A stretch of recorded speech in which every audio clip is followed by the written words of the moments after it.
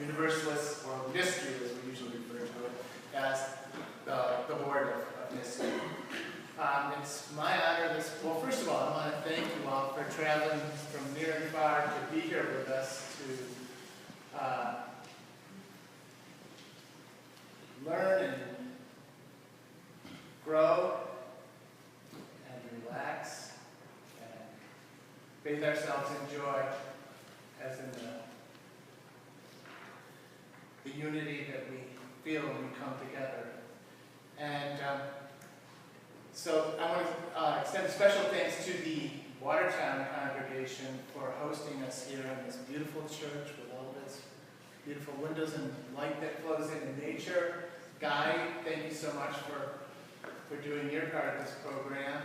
And all the people behind the scenes that are preparing the meals and putting out the snacks and doing all the work at the tables at registration and such. Many, many thanks to you as well. And now we're going to get to our keynote speaker, Christana Wille McKnight, sitting over here.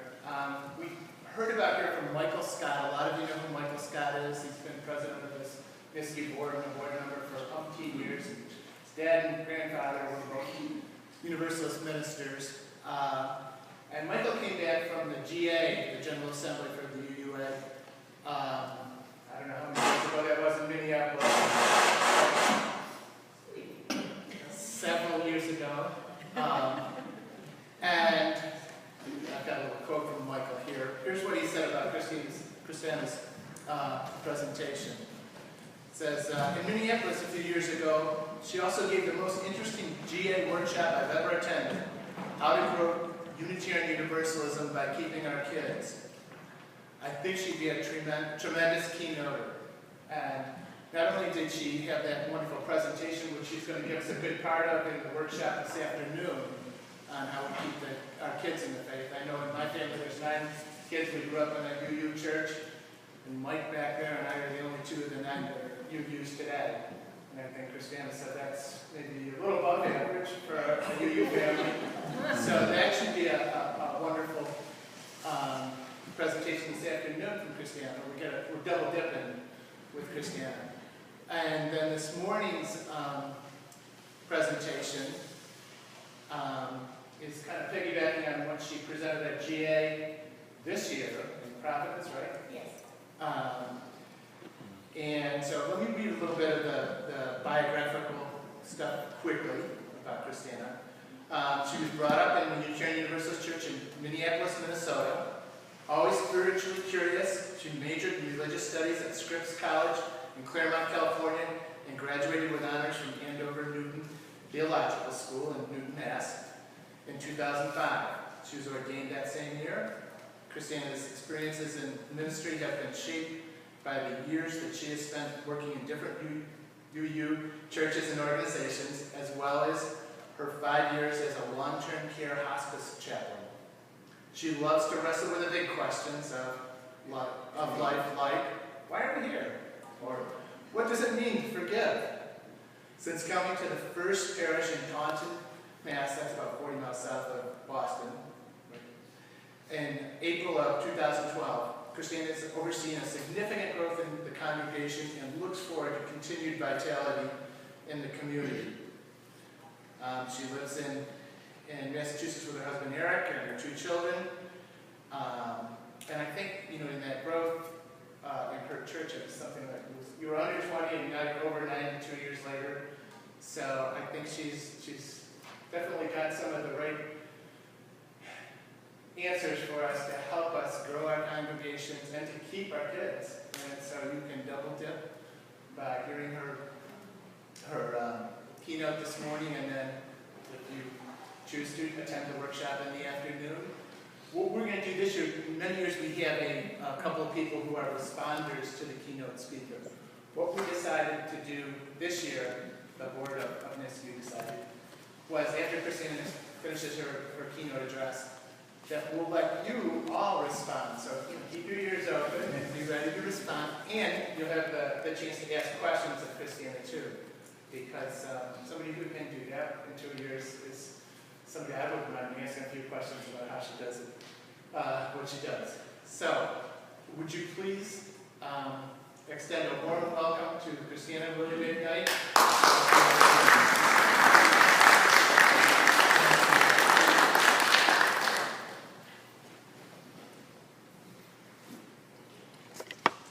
Good morning, everyone. Good morning. So I'd like to begin today by thanking all of you to have me come and join you at this meeting. I'm a lifelong Universalist, and it is such an honor to be among you in a place that cherishes and honors Universalist theology from the past and the present. I will share with you a secret. The first time I learned of your convention, I was in divinity school. And I was reading a paper that someone had written and presented in the 1830s. And I thought, the Convention of New York Universalists, wouldn't it be great if that organization still existed? And so I was so delighted when I found out that you all still did. So it's wonderful. Thank you so much for having me with you today and for still being here. The work that you do is essential to who we are. I think in both our Universalist heritage and moreover today in our Unitarian Universalist faith. I believe that we are stronger and more full of life because of the theology and the heritage that we bring. So as Tim said, I grew up at the First Universalist Church in Minneapolis, Minnesota. As the daughter and granddaughter and even great-granddaughter of Unitarians and Universalists, church has always been a pretty important part of my life. In fact, my mother has a cherished piece of paper that dates back to my early elementary school days, where we were supposed to write about what we love. In good second-grade fashion, mine included my cat, the school tire swing, notably not practicing the piano, and attending Sunday school. When I entered seminary at the age of 22, my mother, who was an attorney and loves to prove a point, actually located this piece of paper and presented it to me on my first day of seminary, telling me, "See, I always knew you loved the church." Church has always been a part of my life. However, that's not to say it's always been the easiest part of my life.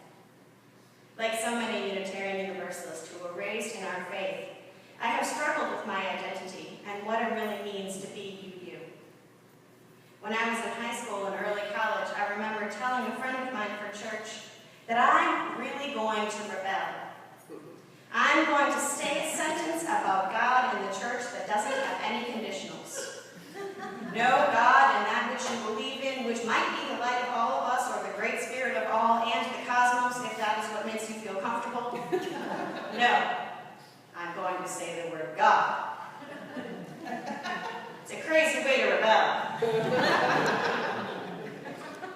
And as I went through seminary, I found new ways to identify with my UU faith and found more and more of myself coming to the realization that if I was going to be a Unitarian Universalist and live that life, I would need to understand what mattered about this faith.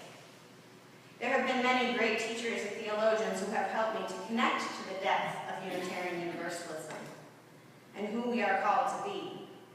But the one I return to time and again is Reverend Olympia Brown, the first woman to be ordained in any faith and a Universalist.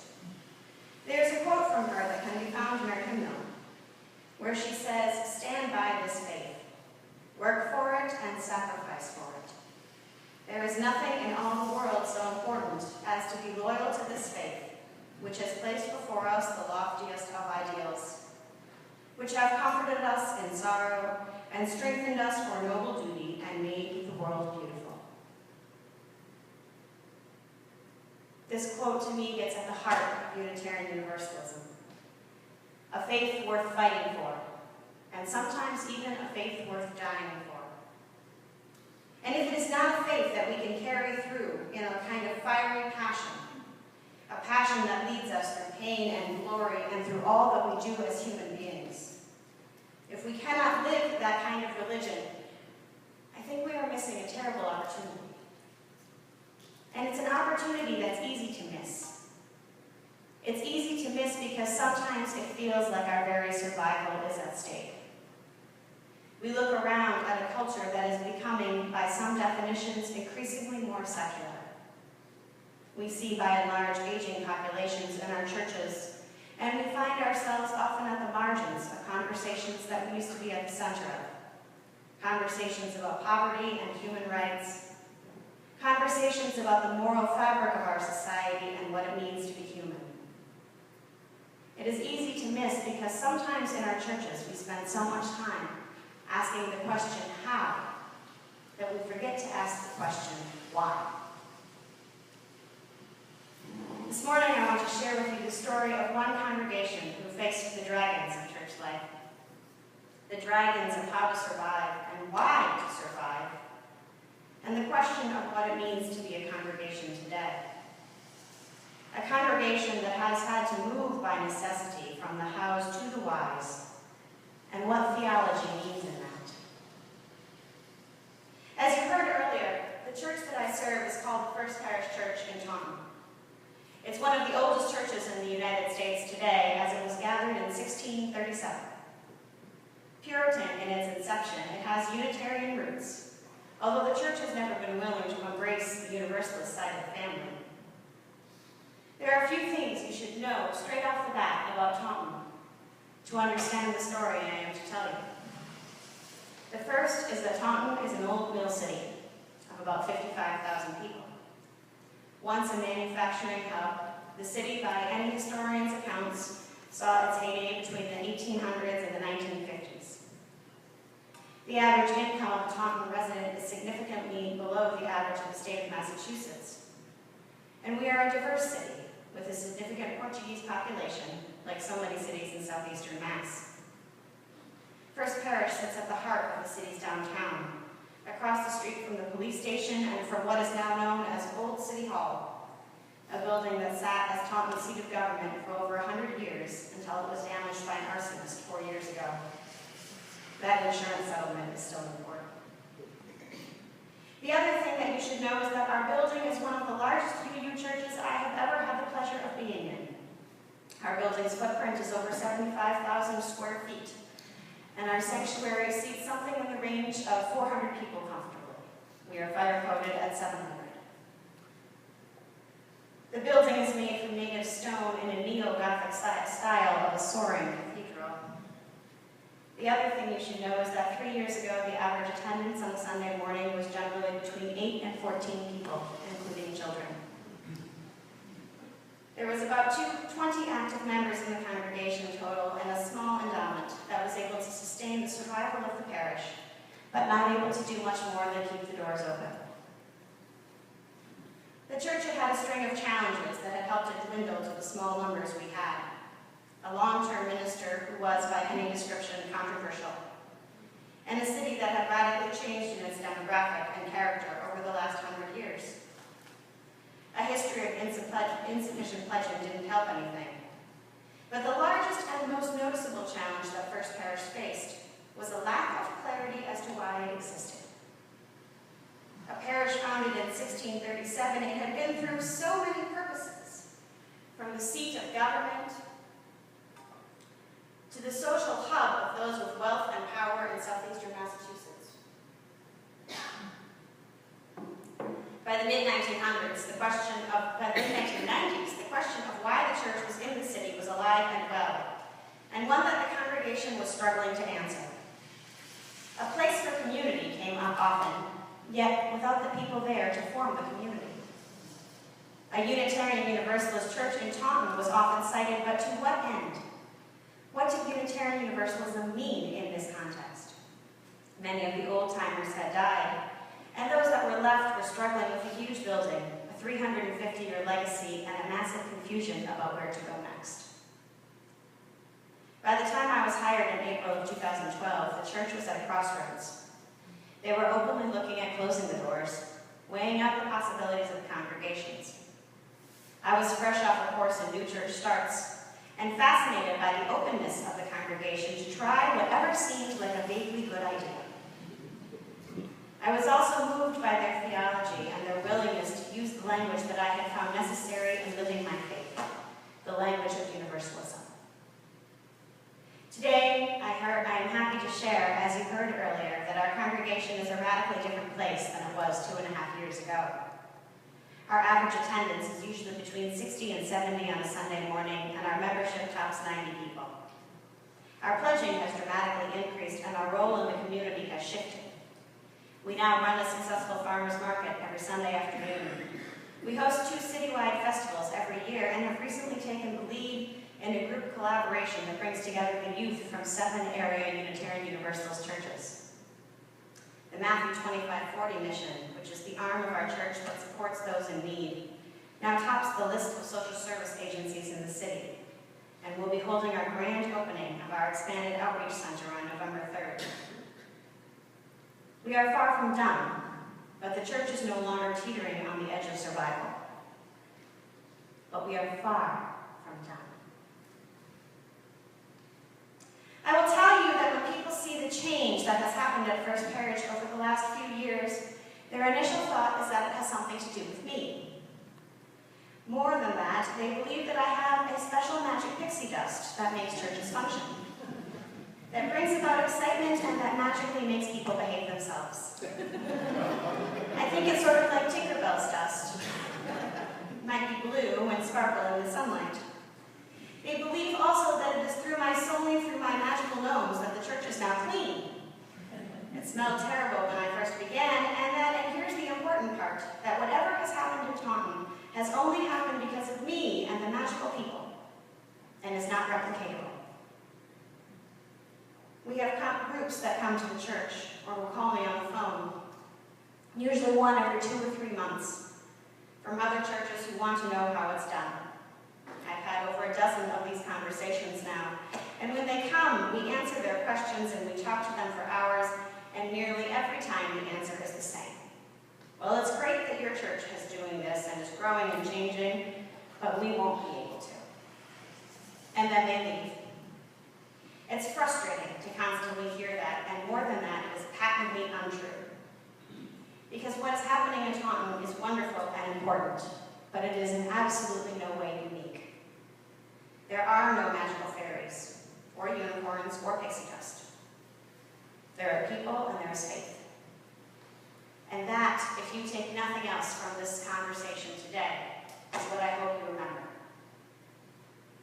What is happening in Taunton can happen in all of our churches, all across this country. As I said earlier, when I arrived in Taunton, there was a lot of question as to what the purpose of the church was. We started to figure out who we wanted to be by sitting down, sometimes as a whole or sometimes in smaller groups, although I have to confess the groups don't get much smaller when you only have 12 people on a Sunday morning, and talking about what mattered. We started by taking the question of how off the table. It was not how do we get more members, or how do we live the mission, or how do we get coffee hour cleaned up, but why? Why should we get more members? Why should we live out our mission? Why is coffee hour important? Is it? Why do the things that we do as a congregation together matter? And why is this congregation relevant in this place and in this time? I served for years as a hospice chaplain, and one thing that I learned in that work is that death is not always the enemy. There are times, to be sure, that death comes about tragically or prematurely, and those times are hard and terribly painful. But there are other times when a life well lived is drawing to its natural conclusion, that death can be welcome as a friend. We cannot assume that simply because our churches have existed in the past, that they should continue to exist in the future. Not unless we can answer the question in all honesty and with love as to why we are here. Only then can we figure out how to go forward, how to breathe life into that vision. But without the why, we are breathing life into something that was never meant to be alive, and something with no clear purpose.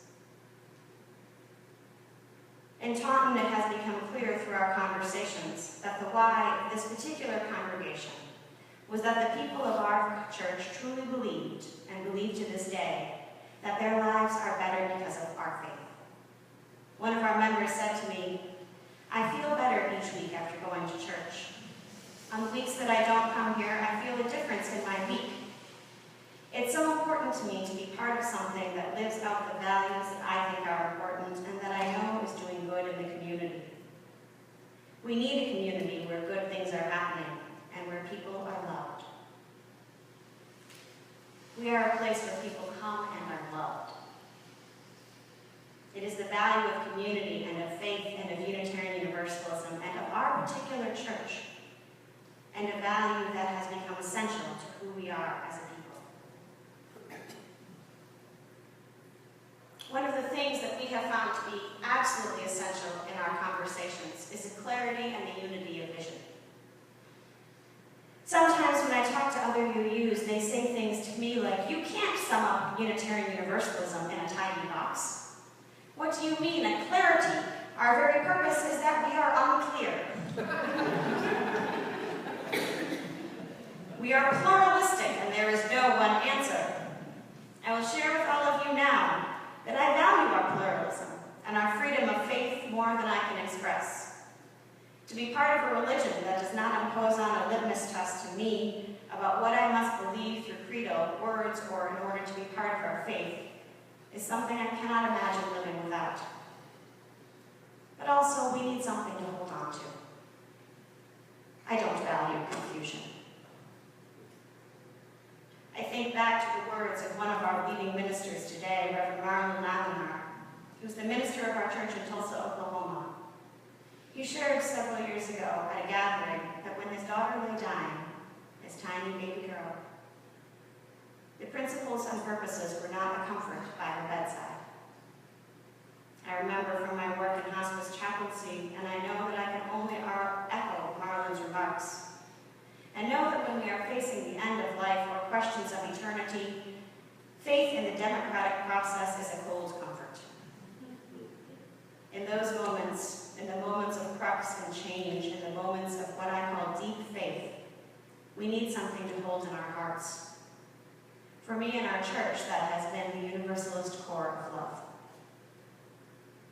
When people say to me, "What does it mean to be Unitarian Universalist?" my answer is boiled down to a single sentence. We are here on earth to love each other as God loves us. When I share that sentence to someone who is not UU, they usually visibly relax. "Oh, good," they say, "I can do that. That's easy." That's what religion is all about. This inevitably leads me to pose the question of, really? You find it easy to love all people? Because I don't.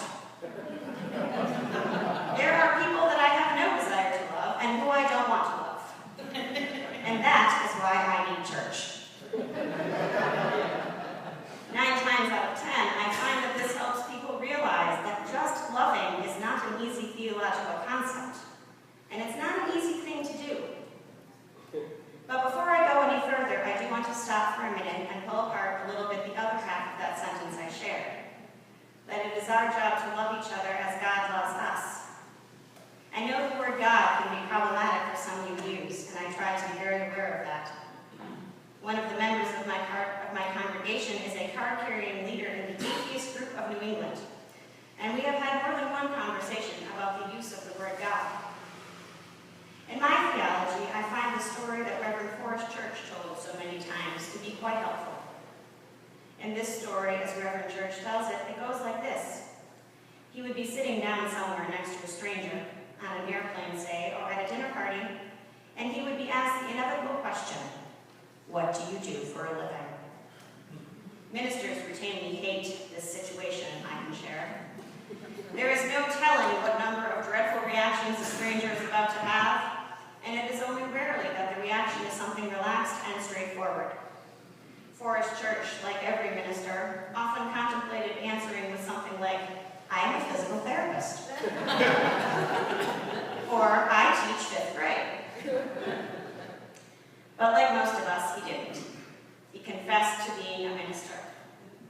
One of the reactions that we sometimes get from secular strangers upon learning of our ministry is for the stranger to tell us why they don't believe in God, and why they think that all religion is bunk, and how could we seem like such a regular person when we are just perpetuating a bunch of myths that are obviously leading people into superstition competition and violence.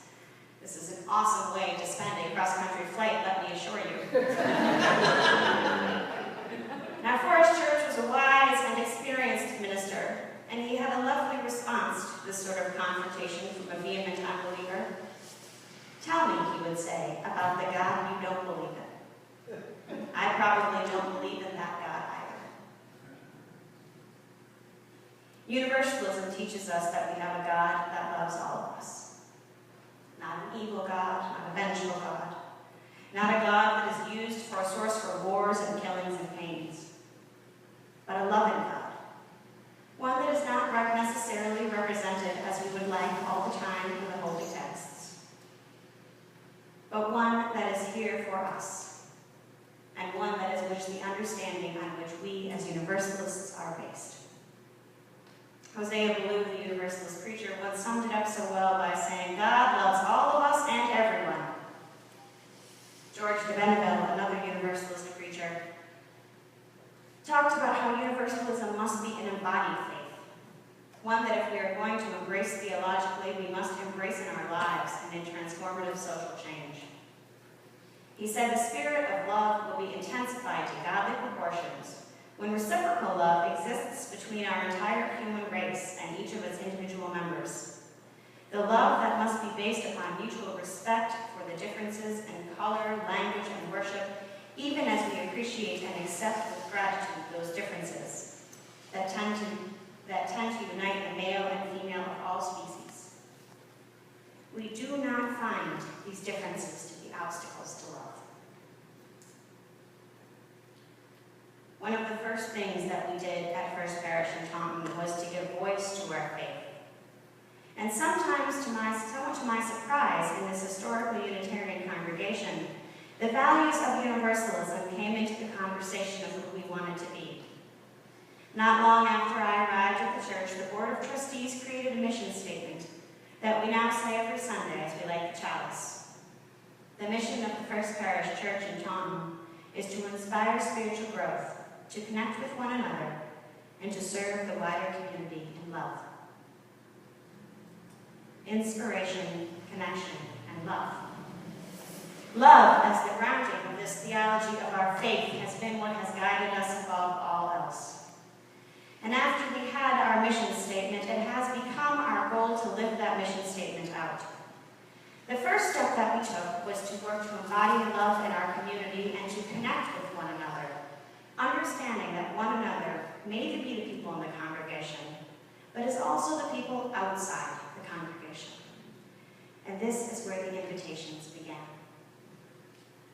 Some people get nervous when we start talking about inviting people to church.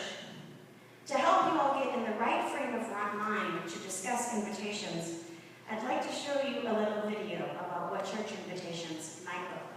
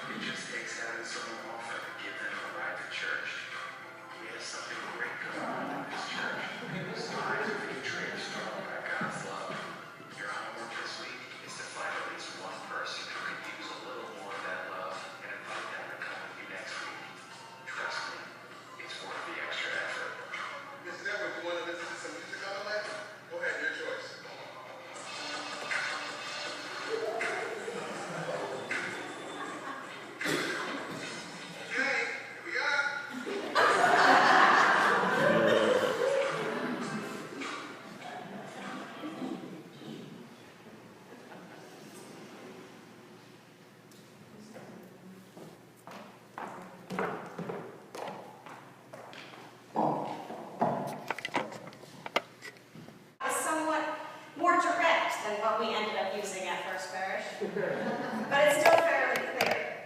Some might even call it getting to know your community. When I began at the church, I started attending everything that I could think of. I started with the easy places, Kiwanis Club, the local chapter of the Business Network International and the Chamber of Commerce. I met with the mayor of the library and the staffs of all the local diners. I attended Girl Scout meetings and Clergy Association meetings and the gay men's group that had been meeting in our church for over 20 years without any contact from the congregation. Some people find this behavior to be evangelical. That is not supposed to be something that Unitarian Universalists are engaged in. But if we harken back to the words and deeds of our great Universalist minister and church planter, Reverend Quillen Shin, we find that there is clear precedent in our faith for organizing within a community, gathering people together around the central theologies of love and God and the universality of salvation. So with Quillen Shin in mind, I started talking to people. And the people of our small congregation started talking to people. And they started inviting people to church and taking them out for breakfast and bribing them with donuts. And the church began to grow. And when new people came to the congregation, we worked really, really hard to make sure that they felt welcomed and invited in. Not just to be a friendly church, which can be said of virtually any congregation on earth, but to really extend the hand of relationship and invite people into our congregation in a wholehearted way. Peter Bowden, who is a church and media consultant in the Boston area and a friend of mine, shared a story with me about evangelism. When his wife Amy was serving at the church that we have in Newport, Rhode Island, Peter once met an older woman at a town function, and they hit it off in conversation. Peter shared that Amy was the minister of the local UU church and invited this woman to come with him sometime to check out their services, as it sounded like a place she might feel at home. 1 or 2 weeks later, Amy mentioned to Peter over dinner that the old woman had come by the church for services, and a few months later had joined the congregation and become an active member. About 6 months after this, Peter ran into the older woman at coffee hour. To his shock, this woman came up to him very aggressively and got right up in his face. "I am so angry, I just can't believe this." Concerned and surprised, Peter was taken aback. "I'm so sorry," he said. "What on earth is wrong?" "Do you know what I've been through?" she said. Years I have lived in this town. I have been looking all over to find a church, a place that I could belong. I've been through a divorce by myself. I've been trying to find a place to do social justice, and here, 4 minutes away from my house, there's a church where I could have been at home and happy for years, and no one ever told me. Oh, she was mad. She said to him, "Do you know what I have missed? I could have spent my whole life in this church." Peter explained to me how horrified that he was by this story. On the one hand, he had invited her, and she was now a happy congregation member.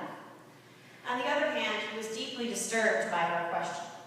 How had she lived within 5 miles of a church for over 30 years, and why had no one ever invited her? Why hadn't she been drawn into by their community activities? Why had she missed all these years when she could have been happily a part of their congregation? Invitation and growth is an essential part of our theology. If we believe in Unitarian Universalism, if we believe in living out who we are and why we matter, invitations are truly impossible to stop. Because when we love something, we want to share it. It's like the first time we go to a wonderful coffee shop or restaurant. We might leave that place saying, "Oh, that was so great. I really want to come back. But more than that, I really want to bring my friend with me. They would really enjoy it here. They really like creme brulee, and they have such a wonderful creme brulee." Or whatever that experience might be. But embracing love in our communities doesn't stop with the invitations. That's where it begins. Then we have to create environments that are welcoming to all new people once they arrive. We have to be willing to adapt our cultures to keep the doors open for those who have not been with us before. And in order to live out that vision within Unitarian Universalism in our world, knowing that our faith makes the world a better place. The way that we found we needed to embody that at First Parish was through addressing the physical plant. Our building was so old and so large that there were some sections of it that had not actually been overhauled in the better part of a decade. So we started to clean up the church as a way of embracing and welcoming. We gathered our members, old and new, and we started to build the vision of a welcoming and warmth into our old neo-Gothic building. And now I'd like to share with you a video of what that looks like a little bit. This is a video that one of our members made about the middle of last year as we were finishing up some of our cleaning.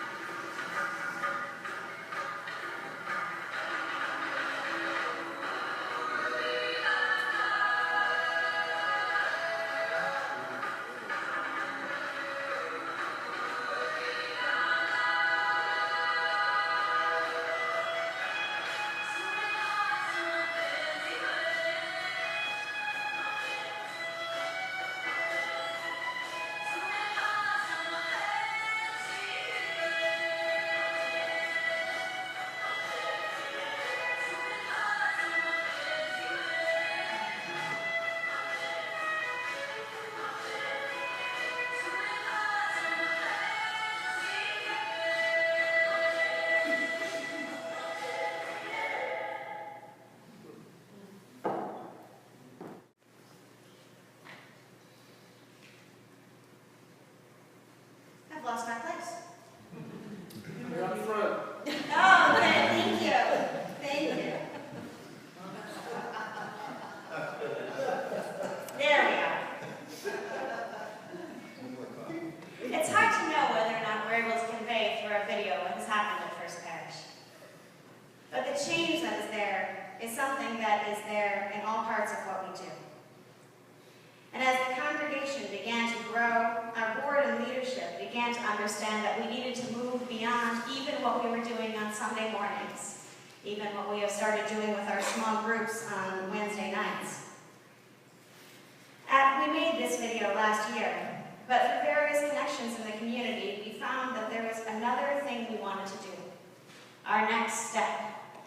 And that's the key with universalism and ever-growing love, isn't it? Always going to that next step. Last March, we learned that there was a group that had been ejected from a local church.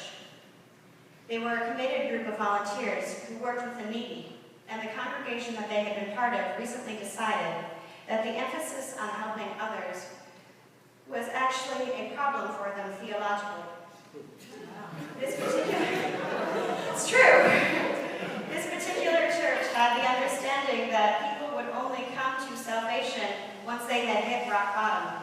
And by giving people food and helping them find housing, they were actually stopping them from finding Jesus and through their understanding of salvation. They also felt that by providing for the needy, they were not helping them to further their own best judgment. So a group of our volunteers left the church. The group of volunteers that were working with them left that church, and they started to work on their own. They started to take up collections on behalf of those in need in Taunton, and they filled up the trunks of their cars with donations and gave them away food and blankets in parking lots and the out-of-business supermarkets along one of our freeways. When the board got wind of what this group was doing, they asked me to be in touch with them. So I called this group of volunteers and invited them for a meeting at First Parish. We met for over an hour, and I asked the leader of the volunteer corps how we could help. We need an office, he said. We need a place to meet with people and really help them. That is in the back of an old Stop and Shop parking lot.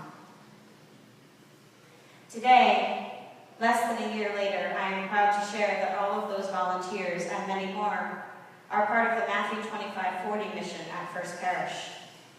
Our mission is entirely staffed and trained by volunteers and run by volunteers and serves as a drop-in center for people who need help finding a job or don't have enough food or resources for their family, or who are looking for short or long-term housing. We're open 3 days a week, and we see between 30 and 40 people each month, generally housing between 10 and 15 in short and long-term housing. We also, as of about 3 months ago now, have a flourishing food pantry. What's magical about this, if you want to bring in the pixie dust, is that all of the original volunteers from this mission are still actively involved and have now joined First Parish as their home church. This mission, which was born out of an evangelical Christian congregation, now each don white shirts every day they come in with enormous flaming chalices on the front of them. Further, the church has gained at least 10 new additional members over the past few months as people come in to volunteer, see the work of the church, and are moved by our community. As we welcomed in the Matthew 25:40 mission and watched it grow in our midst, some folks from around our church asked the congregation, using only the most delicate of words, "Are you sure you want, to do this kind of work with these people?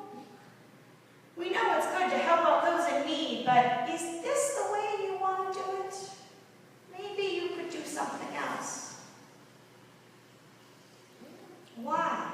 Why would you do this?" As I said, we're right in downtown, and there's a lot of folks who have businesses around us. We also are in southeastern Mass, which has been in the grips of a heroin epidemic for the last 6 months. So there's concern for folks of having people downtown.